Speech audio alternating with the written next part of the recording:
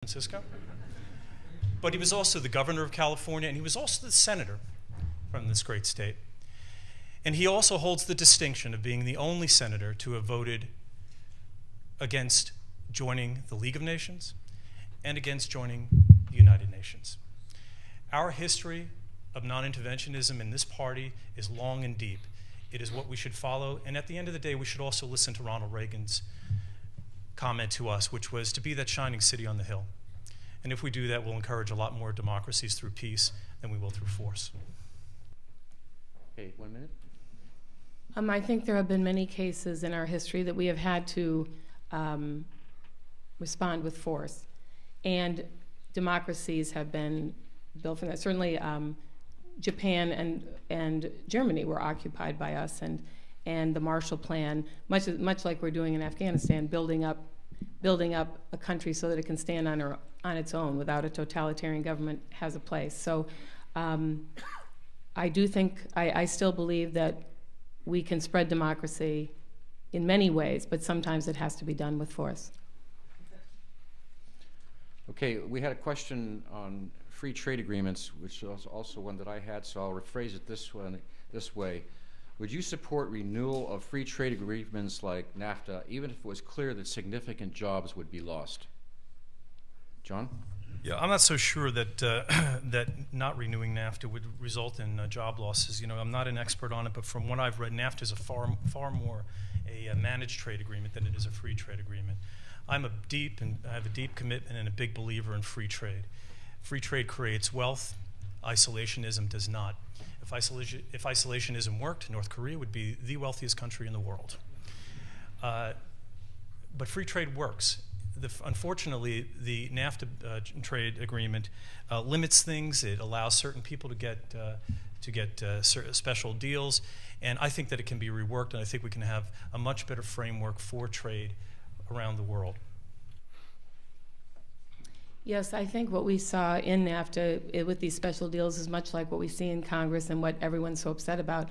I think that in the last year, especially, we've come as a country to understand that we do have to be able to understand the laws, things like NAFTA, agreements like NAFTA, that we have to be able to have them be transparent. That has been promised to us, but it has not yet been delivered.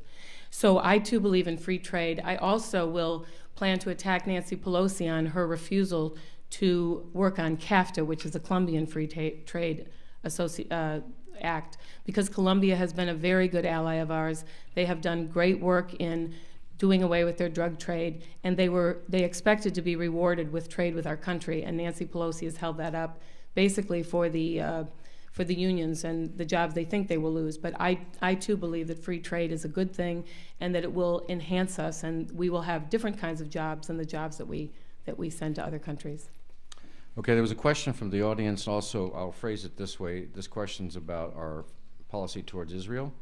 What should be the U.S. policy towards Israel, the proposed Palestinian state, and more immediately, new settlements in the West Bank? Dana?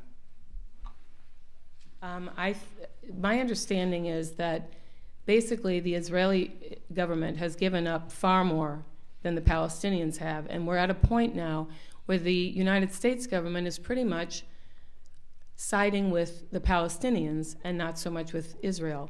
Just a few weeks ago, we saw that President Obama would not even be photographed with Benjamin Netanyahu. That was a very disturbing situation for Israel, and it sends a very bad mixed message. There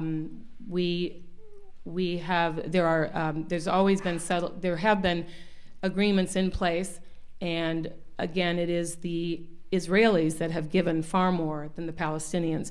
What I think they're most concerned about right now is that they're going to have a land that they're not even sure they're going to have defensible borders. So these are things that will have to be worked out, but I think it's very important to understand that the message that the current administration is giving as regarded support for Israel has been very troubling to not just Israel, but other of our allies, I think. Yeah, I think Israel, of course, is an important ally, and it's an important democracy in the Middle East. And as I mentioned before, I think that we do far more to hurt Israel in its position by putting the handcuffs on it. We're constantly telling it what to do. And I have to admit, I'm not a big fan of foreign aid, but in this context, I think if we're going to give foreign aid to Israel, we should give it with no strings attached. We give aid here in this country to lots of folks, and we don't tell them how to live their lives. Israel is filled with tough, capable, smart people. I think people who want to live in peace. I was very encouraged by Benjamin Netanyahu's interview with George Stephanopoulos over the weekend, where he talked primarily about peace and that the fact that Israel wants peace. If we give them trade, I think this sort of paternalistic relationship where we come in and tell them where they can build settlements is not going to ultimately work. If Israel decides that they want to build settlements, that is their business. They have to live with the ramifications. I think they know where they're going with that, and it's up to them to make that decision. So I say what we should do is just, again, take the handcuffs off, let them decide how they're going to build things, and they'll live with the consequences. Yeah, my understanding is that the only aid we now give Israel, we no longer give economic aid for other things, but just for military. So, yes, I think they should be given a certain amount of freedom. But again, I think it's very important that they know, and the message is given from Washington, that we are their allies and that we will stick by them, and that we will not forego their best interests in this reaching an agreement for a two-state settlement. Thank you. The final question this segment on foreign policy and defense appropriately is on the two wars that are being fought presently. And there was a question from the audience, which I'll phrase this way. While the Iraq war is winding down, what is your view of the Afghanistan war, keeping in mind that Afghanistan provides 80% of the world's opium supply? John? Well, I've been on the record since I decided to run that I think we should end our involvement in Afghanistan.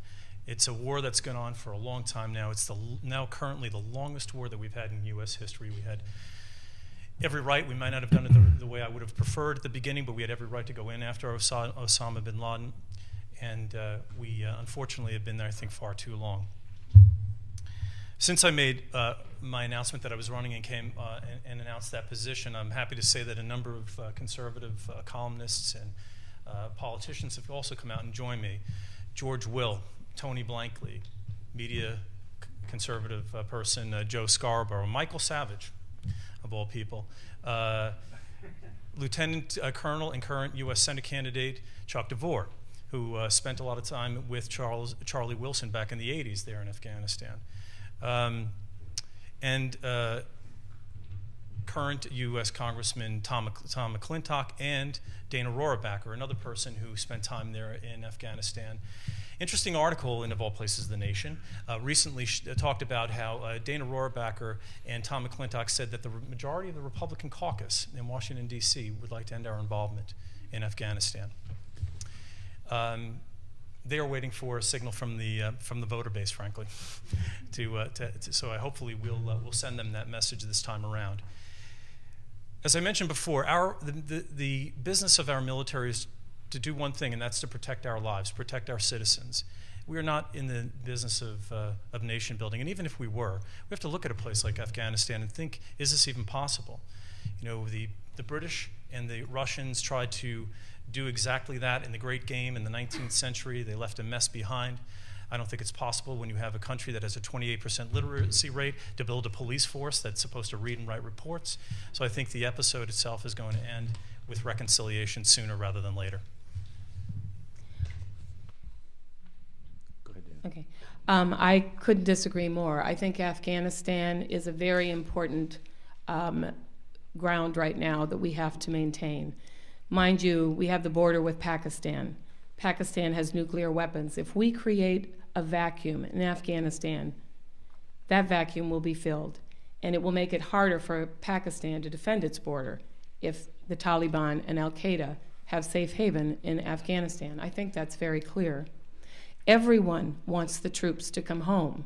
They just don't want to have a bigger war later. I remember, John, in the WorldNet Daily article, you said that we should pull our guys out of Iraq right now and keep our fingers crossed that they won't be pulled back in. I don't think of that as a good foreign policy. We have to stay there, and General McChrystal has asked for 30,000 troops, which he was given. My opponents said it was unconscionable that